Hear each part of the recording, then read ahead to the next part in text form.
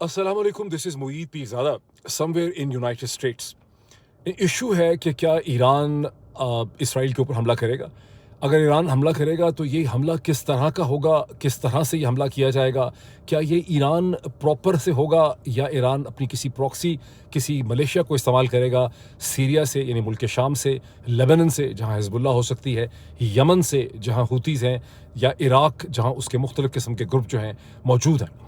अब से अच्छा, इस अजीबो-गरीब किस्म की जगह पे मैं खड़े होके ये व्लॉग इसलिए कर रहा हूँ कि आप में से बहुत से लोग मुझे बड़े इंटरेस्टिंग किस्म के ताने दे रहे हैं। और ताना ये है कि डॉक्टर साहब, आप कह तो देते हैं कि मैं इस इशू के ऊपर एक डिटेल व्लॉग करूँगा, ये इशू बहुत इंपॉर्टेंट है। लेकिन फिर आप बात भूल जाते हैं, नहीं करते हैं, कर नहीं पाते हैं। कुछ लोगों का कहना है कि मैं ज़ाहिर है कि बहुत डिसऑर्गनाइज़्ड हूँ, और ये बात सही है कि मैं बहुत डिसऑर्गनाइज़्ड हूँ, ख़ासी chaotic किस्म की मेरी लाइफ़ है। और इससे आप अंदाज़ा लगा सकते हैं कि मैं यहाँ पर इस वक़्त एक क्लोज़ टू न्यूयॉर्क एक जगह पे खड़ा होके ये व्लॉग कर रहा हूँ।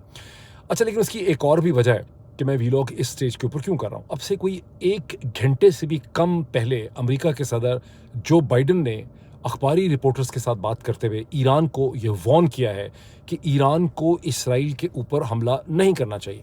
अखबारी रिपोर्टर्स ने उनसे पूछा कि अगर ईरान हमला करेगा तो अमेरिका क्या करेगा? अमेरिका की जवाबी कार्रवाई क्या होगी? इस पे उन्होंने ये नहीं कहा कि जवाबी कार्रवाई क्या होगी, लेकिन प्रेज़िडेंट बाइडेन ने एक लफ़्ज़ कहा, और उन्होंने कहा, मैं ईरान को कहूँगा डोंट, यानी डोंट अटैक।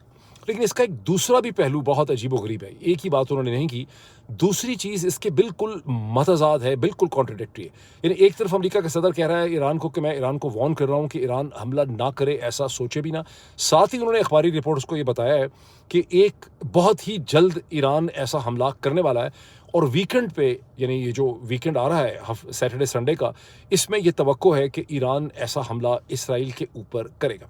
अब ज़हन में रखिए कि इस वक़्त अमेरिका में, जिस वक़्त मैं बोल रहा हूँ, इस वक़्त फ्राइडे जुमे की शाम के 7:30 बज चुके हैं, और आप समझ सकते हैं कि तकरीबन पौने 7 बजे के करीब, मेरा ख़्याल है पौने 7 के 6:30 बजे के वक़्त में, अमेरिका के वक़्त में ये बात रिपोर्ट हुई है, और मैंने रेडियो के ऊपर सुनी है कि अमेरिका के सदर ने कहा है कि ईरान हमला ना करे, और ये कि ईरान इनेविटेबली हर सूरत ही हमला करेगा। ये मसला है क्या? क्यों ऐसी सूरत हाल पैदा हो गई है कि ईरान का हमला नागुज़ीर है, ईरान का हमला इनेविटेबल है? उसकी वजह ये है कि इसराइल ने हरकत ही इतनी अजीबो-गरीब किस्म की है। और फिर क्वेश्चन उठता है कि इसराइल ने इतनी अजीबो-गरीब हरकत क्यों की, जब 1 अप्रैल को इसराइल ने सीरिया के अंदर, शाम के अंदर, ईरान की एम्बेसी के साथ जो उसका मुंसलिक काउंसिल खाना है, वहाँ पर स्ट्राइक की।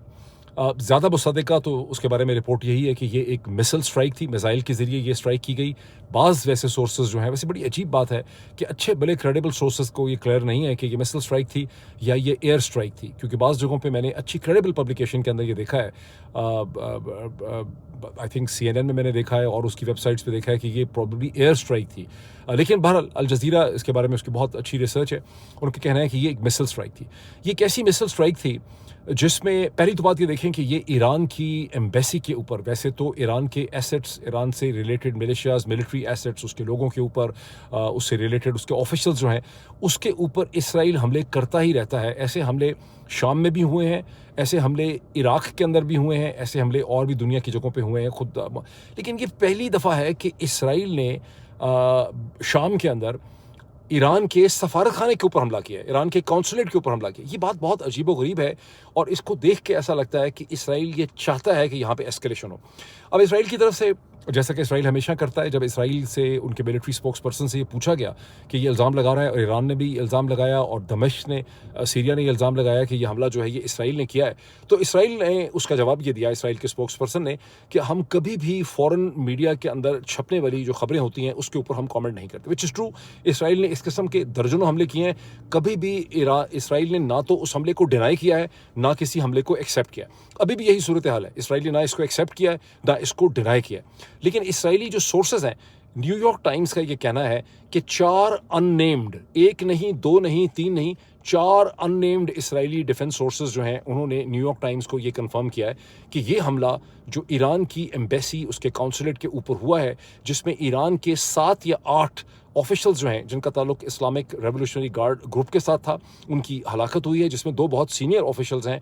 एक उनके मेजर जनरल हैं, सॉरी ब्रिगेडियर जनरल हैं, मेजर जनरल कोई नहीं है, ये दोनों वो ब्रिगेडियर जनरल ही कहते हैं, क्योंकि ईरान की आपको पता है कि मिलिट्री की सारी ट्रेनिंग, उसकी ईथॉस, उसका पूरा कन्वेंशन जो है वो अमेरिकन मिलिट्री ने ही सेट किए थे 1950s और 60s के अंदर और 70s में, जिस वजह से वो जिसको हम ब्रिगेडियर कहते हैं उसको वो ब्रिगेडियर जनरल कहते हैं।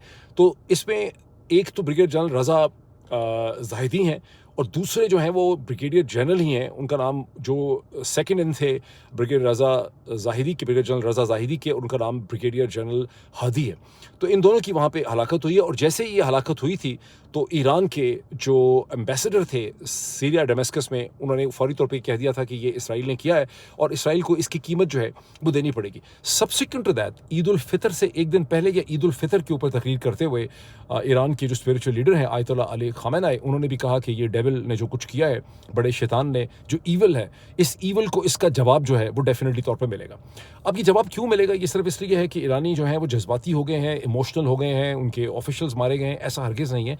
उसकी वजह यह है कि उसकी वजह यह है, और जो सारे एक्सपर्ट्स इससे एग्री करते हैं, मैं वेस्टर्न एक्सपर्ट्स ही को कोट कर रहा हूँ यहाँ पे, उसकी वजह यह है कि इसराइल ने सॉवरेन जो टेरिटरी समझी जाती है एम्बेसी को, ईरान की एम्बेसी के ऊपर हमला करके इसराइल ने एक रेड लाइन को क्रॉस किया और ईरान के लिए एक बहुत बड़ा मसला खड़ा हो गया है कि इसको कैसे रेस्पॉन्ड करे। मुझे ये शक है, अभी मैंने कहीं पढ़ा नहीं लिखा हुआ, लेकिन मुझे ये शक है कि अमेरिका और इसराइल दोनों जो हैं वो ये चाहते हैं कि ईरान को इस स्टेज के ऊपर एंगेज किया जाए, ईरान को फंसाया जाए। यानी ज़्यादा से ज़्यादा क्या होगा कि ईरान जवाब नहीं दे सकेगा, ईरान बहुत हल्का सा जवाबी कार्रवाई करेगा तो भी ईरान की बेइज्जती हो जाएगी। और ईरान के लिए बहुत बड़ा क्राइसिस ये खड़ा कर दिया गया है कि अगर ईरान इस किस्म की रेड लाइन क्रॉस करने को, यानी उसकी एम्बेसी, उसके काउंसलेट के ऊपर हमला हो, अगर ये काउंसलेट से बाहर कहीं होटल में मारे जाते, किसी बैटलफील्ड के ऊपर मारे जाते, तो शायद ईरान के लिए इतना बड़ा इंपेरेटिव ना होता रिस्पॉन्ड करने का। ईरान के लिए इंपेरेटिव इसलिए बन गया है कि इन्हें सफारत खाने के ऊपर ये हमला हुआ है और ईरान के ऊपर मजबूरी है कि ईरान को इसका रिस्पॉन्ड करना है। अब ईरान रिस्पॉन्ड क्यों नहीं कर पा रहा और ईरान ने क्या टेंशन डाली हुई है इसराइल और अमेरिका दोनों के लिए? 12 दिन तकरीबन हो गए हैं। 1 अप्रैल को ही ईरान ने कह दिया था कि हम इसको रिस्पॉन्ड करेंगे और उसके बाद ईरान मुसलसल कह रहा है कि हम रिस्पॉन्ड करेंगे, हम जवाबी कार्रवाई करेंगे, लेकिन ईरान ने जवाबी कार्रवाई नहीं की। अच्छा, अब ईरान ने जवाबी कार्रवाई क्यों नहीं की? ईरान ने जवाबी कार्रवाई इसलिए नहीं की कि ईरान मसलसल ये वे कर रहा है और ये मसलसल कैलकुलेट कर रहा है, ये अंदाज़ा लगा रहा है, असेस कर रहा है कि उसको किस किस्म की कार्रवाई जो है वो करनी होगी। अच्छा, अब बड़ा इंटरेस्टिंग ये है कि इसराइल ने ये कह दिया है, ये बड़ा गौर से सुने कि इसराइल ने क्या कहा। इसराइल ने कहा है कि अगर ईरान ने ईरानियन सॉइल से इसराइली सॉइल के ऊपर हमला किया तो फिर इसराइल को ईरान की धरती के ऊपर, ज़मीन के ऊपर जवाबी कार्रवाई करनी पड़ेगी। अब इसका क्या मतलब है? ये बड़ी इस खास किस्म की कैलकुलेटेड लैंग्वेज है। इसकी इंटरप्रिटेशन और तशरीह ये की जा रही है कि अगर ईरान अपने एसेट्स को इस्तेमाल करे, यानी हूतीज़ को इस्तेमाल कर ले, हिज़्बुल्लाह को इस्तेमाल कर ले, इन ऑल प्रोबेबिलिटी शायद हिज़्बुल्लाह ही को वो इस्तेमाल करेगा, लेबनान से इस्तेमाल कर ले, सीरिया से किसी को इस्तेमाल करे, ग्रुप को, किसी और ग्रुप को, इराक के अंदर जो ग्रुप्स हैं उनमें से इस्तेमाल कर ले, तो इसराइली उसको एक सीरियस एस्केलेशन के तौर पे नहीं लेंगे और इसराइली जो है वो जवाबी कार्रवाई शायद ना करें या वो कोई लिमिटेड करे। अगर लेकिन इसराइली मिलिट्री स्पोक्समैन का ये कहना है कि अगर ईरान ने अपनी ज़मीन से इसराइल की ज़मीन पर डायरेक्टली हमला किया तो इसराइल फिर ईरान की ज़मीन के ऊपर हमला करेगा, ईरान के अंदर हमला करेगा। ये वो एस्केलेशन है जिससे पूरा यूरोप, रशिया, अमेरिका जो है वो बहुत ज़्यादा परेशान है। अमेरिका के सेंटकॉम के जो कमांडर और हेड हैं जनरल माइकल कुरेला, जिनका पाकिस्तान के साथ भी बड़ा रिलेशनशिप है, वो अक्सर पाकिस्तान आते रहते हैं, पाकिस्तान की बड़ी दीद सुना करते हैं, Pakistan holds Pakistan military very dear to his heart. वो थर्सडे को इसराइल पहुँचे हैं और उनसे मुलाकात करने के बाद एक बार फिर नेतन्याहू और चोड़ हो गए और दलेर हो गए और उन्होंने कहा कि अगर ईरान ने इस किस्म की कोई हमला किया, कुछ भी किया, तो ईरान को एक बहुत ज़्यादा सबक जो है वो सिखाया जाएगा। I come back to my principal question कि वैसे इसराइल ने एक एक्सप्लेनेशन दी है, क्योंकि इसराइल ने माना नहीं है, लेकिन एक एक्सप्लेनेशन छप रही है मगरबी ज़राए में, इसराइल के अखबारों के अंदर, कि इसराइल ने यह हमला इसलिए किया दमिश्क के अंदर कि उस वक्त ईरानियन रेवोल्यूशनरी गार्ड कोर के जो ऑफिसर थे वो पैलेस्टीनियन जो हमास के ये मिलिटेंट्स हैं उनसे मिल रहे थे और इसराइल ने एक तरह से ये एक प्रिवेंटिव स्ट्राइक की। लेकिन मैं इस एक्सप्लेनेशन को बिल्कुल नहीं मानता। मुझे ये एक्सप्लेनेशन मुझे कन्विंसिंग नहीं लगती। मुझे ऐसा लगता है कि इसराइल के अंदर एक पॉलिटिकल क्राइसिस है, दोनों के लिए, इसराइल के लिए भी और उसके प्राइम मिनिस्टर नेतन्याहू के लिए भी और अमेरिका के सदर जो बाइडेन के लिए। उसकी वजह यह है कि इसराइल ने गाज़ा की जंग जो है उसमें अपनी जो आईडीएफ इसराइली डिफेंस फोर्सेस का एक बहुत बड़ा हिस्सा गाज़ा से निकाल लिया है। खान यूनिस से विड्रॉ कर चुके हैं। गालिबन कम ही ट्रुप्स उनके, जो मेरे पास इन्फॉर्मेशन है, जो अमेरिकन सोर्सेस से छप रही है, जो कहा जा रहा है कि बहुत कम इसराइली ग्राउंड फोर्सेस जो हैं वो इस वक्त गाज़ा के अंदर मौजूद हैं और एक तरह से गाज़ा के ऑपरेशन को इसराइल ने वाइंड अप करना शुरू कर दिया। अब सूरत हाल ये है कि तकरीबन 34,000 आप कह सकते हैं कि इसराइली, जिसमें माफ़ कीजिएगा, फ़लस्तीनी औरतें बच्चे जिसमें बहुत बड़ी तादाद में हैं, उनकी हलाकत हुई है इसराइल के इन ऑपरेशंस में। और अभी तक 100 से ज़्यादा जो होस्टेजेस हैं इसराइल के, वो इसराइल रिकवर नहीं कर सका। अमरीकी सोर्सेज के कह रहे हैं कि उनमें से बहुत बड़ी तादाद में होस्टेजेस की डेथ हो गई है because of the Israeli war operations. अब इसराइल को जब ये विड्रॉ करना पड़ रहा है, और दूसरी तरफ से अमेरिका का आपको पता है कि बहुत सख्त प्रेशर है बिकॉज प्रेसिडेंट बाइडेन की, अब क्या लफ्ज़ मैं इस्तेमाल करूँ, लफ्ज़ तो एक है बड़ा ख़ास किस्म का इस्तेमाल करने वाला, जो यानी एक खासा गैर मौजूद किस्म का बात है। प्रेसिडेंट बाइडेन के होश उड़े हुए हैं इस वक्त बिकॉज डेमोक्रेटिक पार्टी के अंदर लेफ्ट का जो रिएक्शन आया है, मुस्लिम अमेरिकन्स का जो रिएक्शन है, जो अरब अमेरिकन्स का रिएक्शन है, साउथ एशियन मुस्लिम्स का जो रिएक्शन है, और ख़ुद जो left of the centre politics है डेमोक्रेटिक पार्टी की, उसका बहुत शदीद रद्द-ए-अमल है और प्रेसिडेंट बाइडेन को अपनी मौत जो है यहाँ पे नज़र आ रही है। सो प्रेसिडेंट बाइडेन का और अमेरिकन्स का बहुत प्रेशर है इसराइल के ऊपर विड्रॉ करने के लिए। इसराइल की जंग का कुछ और नतीजा अब निकल भी नहीं सकता था इस स्टेज के ऊपर। तो इसराइल को विड्रॉ करना पड़ रहा है गाज़ा से, होस्टेजेस नहीं मिल रहे, हमास को ख़त्म करने का, ख़ात्मा करने का जो नस्बुल ऐन था या अज़म था कि हम तो जनाब हमास को ख़त्म ही कर देंगे, वो चीज़ भी पूरी नहीं हो पाई है। तो इस स्टेज के ऊपर डाइवर्जन की बड़ी सख्त ज़रूरत है कि कोई ऐसा नया महाज पैदा किया जाए, कोई ऐसा एक छोटा मोटा कॉन्फ्लिक्ट जो है वो शुरू कर लिया जाए। तो मैं समझता हूँ कि ईरान को इसमें फंसाया गया है। एक्सप्लेनेशन बिल्कुल भी कन्विंसिंग नहीं है कि ईरानियन ऑफिशियल्स की मुलाकात हो रही थी पैलेस्टीनियंस के साथ, ये इसमें बिल्कुल जान नहीं है इस आर्गुमेंट में।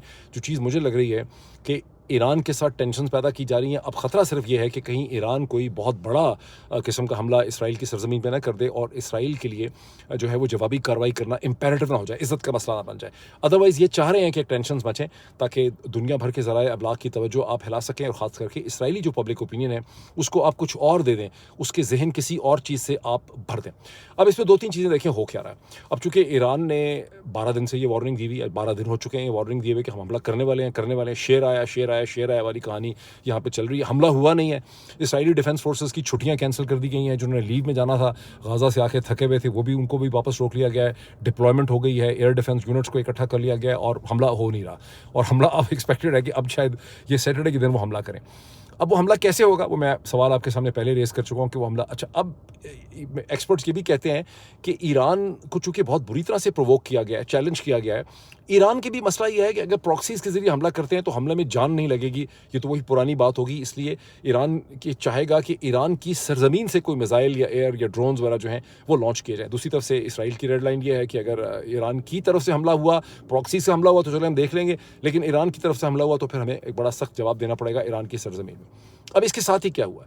इसके साथ ये हुआ है कि सिर्फ अमेरिका ने माइकल कोरेला को, सेंटकॉम के हेड को नहीं भेजा इसराइल के अंदर, अमेरिका ने पूरी दुनिया में दुहाई दी हुई है, इंक्लूडिंग चाइना और अरब ममालिक में। अच्छा, अब इस ईरान के फ़ॉरेन ऑफिस ने ये कंफर्म किया है कि ईरानियन फ़ॉरेन मिनिस्टर जो हैं हुसैन अब्दुल्ला हियां जो हैं, उनको अप्रोच किया है सऊदी अरब ने, मुत्तहिदा अरब इमारात ने, कतर ने और ओमान ने, और उनको ये कहा है कि आप इसको एस्केलेट ना करें। ईरान ये कह रहा है कि उसको कुछ ना कुछ तो करना होगा, हम एस्केलेट नहीं चाहते। अब एक खबर ये भी छपी है जो इसराइली अखबारों में भी है और अमरीकी ज़राए भी कह रहे हैं कि बिलवास्ता तरीक़ों से, इनडायरेक्ट तरीक़ों से ईरान ने अमेरिका को और अरब ममालिक को ये कहा है और अमेरिका को कन्वे किया है थ्रू द अरब ममालिक, जिसमें ओमान का नाम लिया जा रहा है, कि हम बिल्कुल भी एस्केलेट नहीं करना चाहते, ना हम इसराइल के साथ एस्केलेट करना चाहते हैं और अमेरिका के साथ हम बिल्कुल एस्केलेट नहीं करना चाहते। हम तो एक इस किस्म की जवाबी कार्रवाई करना चाहते हैं बिलो अ सर्टेन थ्रेशोल्ड, जिससे कि हमारी कार्रवाई रजिस्टर भी हो जाए, और हम हरगिज़ ये नहीं चाहते कि अमेरिका की कोई रेड लाइन या थ्रेशोल्ड जो है क्रॉस हो। अब देखिए कितनी अजीब किस्म की ये सूरत हाल मैं आपके सामने डिस्क्राइब कर रहा हूँ। डिस्क्रिप्शन यानी वैसे आप इसकी 10 डिस्क्रिप्शंस पढ़ लें जाके, लेकिन आपको ये सूरत हाल इस तरह से समझ नहीं आएगी। इसमें एक और बड़ा इंटरेस्टिंग एंगल जो है वो ले लें। वो इंटरेस्टिंग एंगल ये है कि अमेरिका के अंदर चूँकि ईरानी डिसिडेंट और डिफरेंट किस्म के सोर्सेज जो ईरान को वॉच करते हैं वो बहुत से हैं, उनसे मुलाकात होती रहती है लंचेस के ऊपर, डिनर के ऊपर। अच्छा, अब वो ईरानी मैं उनमें से कुछ को लाने की भी कोशिश करूँगा। वन सेकेंड, अब मुझे आप ये कहें कि जल्दी करें लेकर आएँ, लेकिन I will certainly start bringing Iranian sources on to this video. Iranian sources का कहना यह है कि जब पाकिस्तान के अंदर मिसाइल स्ट्राइक हुई इस्लामिक रेवोल्यूशनरी गार्ड की, और जब पाकिस्तान ने उसको, उन्होंने ईरानियन से ऐलान कर दिया और पाकिस्तान ने फिर जवाबी कार्रवाई की, तो वो टोटल एक फ्रेंडली मैच था। और इस्लामिक रेवोल्यूशनरी कोर गार्ड ने इससे पहले भी पाकिस्तान की सरजमीन और बलूचिस्तान में मुख्तलिफ मकामात पर मुख्तलिफ टाइम्स के ऊपर उन्होंने इस तरह की स्ट्राइक्स की हैं। लेकिन फ़र्क ये था कि उन्होंने कभी उस स्ट्राइक को पब्लिकली एक्नॉलेज नहीं किया। पाकिस्तानी अथॉरिटीज़ को भी हमेशा पता होता था, वो भी पब्लिकली एक्नॉलेज नहीं करते थे, क्योंकि स्ट्राइक्स कभी पाकिस्तानी एसेट्स और पाकिस्तान के ख़िलाफ़ नहीं होती थी। स्ट्राइक्स हमेशा ईरानियन डिसिडेंट्स और डिफरेंट ग्रुप्स जिन्होंने पाकिस्तानी बलूचिस्तान में पनाह ली हुई है, उनके खिलाफ स्ट्राइक्स होती थी। लेकिन जब उन्होंने एक्नॉलेज किया तो पाकिस्तानियों के लिए एक इज्जत का मसला बन गया। जब पाकिस्तानियों ने कहा कि हमें काउंटर स्ट्राइक करनी होगी, और पाकिस्तान के फॉरेन मिनिस्टर ने ईरान के फॉरेन मिनिस्टर को ये बात कह दी और उन्होंने कहा कि हमारे लिए बड़ा इम्पेरेटिव है कि हम काउंटर स्ट्राइक करें, तो जो पाकिस्तानियों ने काउंटर स्ट्राइक ईरान के अंदर की, वो एक कंसेंसस स्ट्राइक थी, इन द सेंस कि ईरानियंस ने बता दिया गया था कि पाकिस्तान को स्ट्राइक करनी है। जगह का तयन दोनों साइड्स ने मिलकर कर लिया। अटैक किया गया पाकिस्तानी ओरिजिन एसेट्स के ऊपर। ईरान ने फौरी तौर पर कह दिया कि जनाब ईरान का कुछ लेना देना नहीं है, कुछ हमारा नुकसान नहीं हुआ। तो वो एक फ्रेंडली किस्म का मैच था। और यहाँ पे जो प्रिंसिपल इस्टेब्लिश किया जा रहा है कि चूंकि पाकिस्तान का वो राइट था, पाकिस्तान वॉज रॉन्ग्ड, ईरान ने एक गलत हरकत की, ईरान ने अपनी गलत हरकत मान ली कि इस्लामिक रेवोल्यूशनरी गार्ड ने वो किया जो उनको नहीं करना चाहिए था, तो पाकिस्तान का वो हक था और पाकिस्तान ने रिस्पॉन्ड किया। अब यहाँ पर ईरान का है कि ईरान बाकी सबको ये कह रहा है, चाइना को भी कह रहा है, रूस को भी कह रहा है, अरब ममालिक को भी कह रहा है और अमेरिका को भी कन्वे कर रहा है कि चूंकि इसराइल ने रेड लाइन क्रॉस की है, इसलिए हमारे लिए काउंटर स्ट्राइक करनी बहुत ज़रूरी है। और बात उनकी बिल्कुल सही है। प्रॉब्लम सिर्फ यह है कि इसराइल जो है वो एक नाजायज़ औलाद है, अमेरिका की चहीता है उनका, और अमेरिका कोई मॉरल पोजीशन, जो असल पोजीशन है कि बेसिकली तौर पे Iran has a right to strike back, और इसराइल को ये नहीं करना चाहिए। अमेरिका के अंदर ये मॉरल करेज ही नहीं है, क्योंकि अमेरिका का सारी, अब तो ये बिल्कुल हमें क्लियर हो गया, जो ढकी छुपी भी कोई कमी रह गई हुई थी थोड़ी बहुत, वो बिल्कुल क्लियर हो चुकी है। और 7 अक्टूबर के वाक़यात के बाद और गाज़ा की जंग के बाद, कि अमेरिका की सारी जो पॉलिटिक्स है, यानी ये कभी हुआ ही नहीं गालिबन इंसानी तारीख में कि इतनी बड़ी एक ताकत को एक छोटा सा मुल्क जो है वो अपने इंटरेस्ट में उसको कंट्रोल करता है by the influence of the Zionist lobby. लेकिन अमेरिका जो है चूंकि ज़ायनिस्ट लॉबी के कंट्रोल में है, इसलिए अमेरिका उसके ऊपर कोई करेक्ट दुरुस्त पोजीशन ले ही नहीं पाता इस पूरी सूरत हाल पे। सो अब ईरान जो है उसने ओमान के ज़रिए ये कन्वे किया है अमेरिका को कि हम बिल्कुल एस्केलेशन नहीं चाहते, और हम जो स्ट्राइक करेंगे वो एस्केलेटरी नेचर की नहीं होगी। In other words, Irani Israel को, अमेरिका को ये कह रहे हैं कि आप इसराइल को ये बात बावर करवा दें कि स्ट्राइक तो हमें करनी ही होगी, लेकिन वो स्ट्राइक हम इस किस्म की करेंगे कि इसराइल के पास प्रीटेक्स्ट और कॉज ना हो उसमें उसको काउंटर स्ट्राइक करने का या उसको रिटेलिएट करने का। तो ये सिचुएशन है जहाँ हम खड़े हैं। इसमें एक फ़नी पार्ट ये है जो अमेरिका में भी लोगों ने ऑब्जर्व किया कि अमेरिका ने बाकायदा तौर पर चीन से, यानी अमेरिका के जो सेक्रेटरी फॉरेन अमेरिका के जो सेक्रेटरी स्टेट हैं एंटनी ब्लिंकन, जो वज़ीर ख़ारजा हैं अमेरिका के, उन्होंने चीन से बाकायदा तौर पे अपील कर दी है कि चीन जो है वो ईरान को रोके। यानी अमेरिका इतना डेस्परेट है, क्योंकि अमेरिका को बहुत ज़्यादा टेंशन ये है कि अगर ईरान ने कोई ऐसी स्ट्राइक कर दी जिसके ऊपर इसराइल ने ये कैलकुलेशन की कि उसको अब एस्केलेट करना पड़ेगा और मामला हाथ से निकल गया, तो अमेरिका को उसमें कूदना पड़ेगा। अमेरिका को कूदने में कोई हर्ज नहीं है, बहुत ही वॉर लाइक है ये सारा का सारा सिलसिला। लेकिन इलेक्शन ईयर में आगे प्रेसिडेंट बाइडन को और पूरी डेमोक्रेटिक पार्टी को नुकसान हो चुका है, ये नहीं चाहते कि इन्हें मजीद कोई नुकसान हो। तो यहाँ हम इस सिचुएशन में खड़े हैं, और अब फिर मैं कहूँगा कि अगले चंद घंटों में देखें क्या सिचुएशन डेवलप करती है। सैटरडे को अगर ये स्ट्राइक हो गई, किस नेचर की होगी, फिर उसके ऊपर मैं दोबारा कमेंट करूँगा। Thank you.